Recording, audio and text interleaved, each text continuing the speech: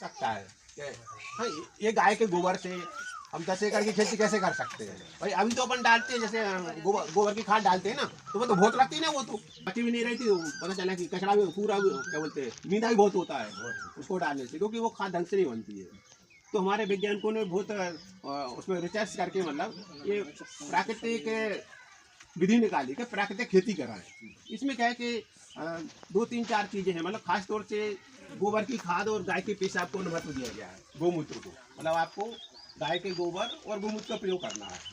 आप लोगों को पता होगा कि जैसे गोबर के बारे में सब लोग जानते हैं, गोबर कितनी कीमती चीज़ है। हाँ, अपने यहाँ कहा जाता है हिंदू धर्म में कि गाय के गोबर में लक्ष्मी जी का वास रहता है ना, बॉडी तौर पे।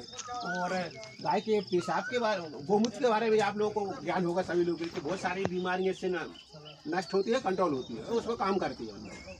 मतलब जो गाय का गोमूत्र रहता है वो दोनों काम करता है, वो दोनों का 3 प्रकार का काम करता है। जैसे पौधा बड़ा होता है और जब डीएपी डालते हैं ना तो उसमें खाली भी आती है, फलन होती है। और एक तक कुछ ना होगा अपना पूरापन भी जिंदा है, तो उनके लाने आप लोग जो अपने पढ़े लिखे जो पढ़े लिखे डॉक्टर जो अब कभी टनक दे देता है अपने लिए कि जाओ जाके यो टाना कैसे ठीक हो जाओगे, उसमें भी चीज़ें लिखी रहती है, जिंक सल्फेट लिखा रहता है, सल्फर लिखा रहता है, चीज़ें लिखी रहती है अंग्रेजी में, आप लोग नहीं पढ़ पाते।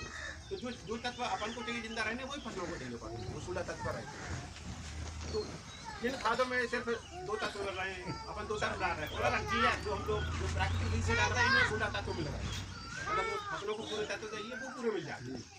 ये सब फायदा है इनसे। अच्छा, दूसरा जैसे अपन पहले हमारे प्रोजेक्ट समझ लीजिए, हमें क्या करना है, शासन ने ये कहा है कि आप एक क्लस्टर बनाएं और उसमें किसानों का चयन करें और उसमें कितने 125 किसान ले लें और हर एक किसान से 1 एकड़ में कराना, ज़्यादा में नहीं कराना। बकाया में आप जैसा कर रहे हैं वैसा करिए।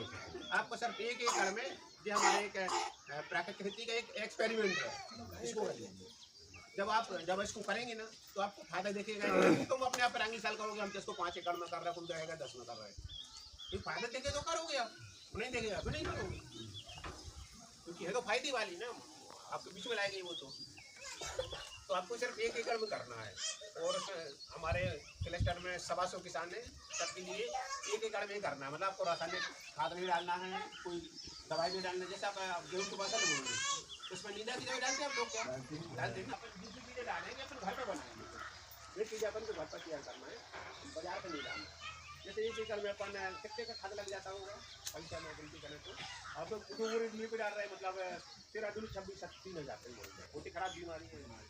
पैसा में पता चला कि आपका पूरा 125 किसानों से प्राकृतिक खेती कराएं।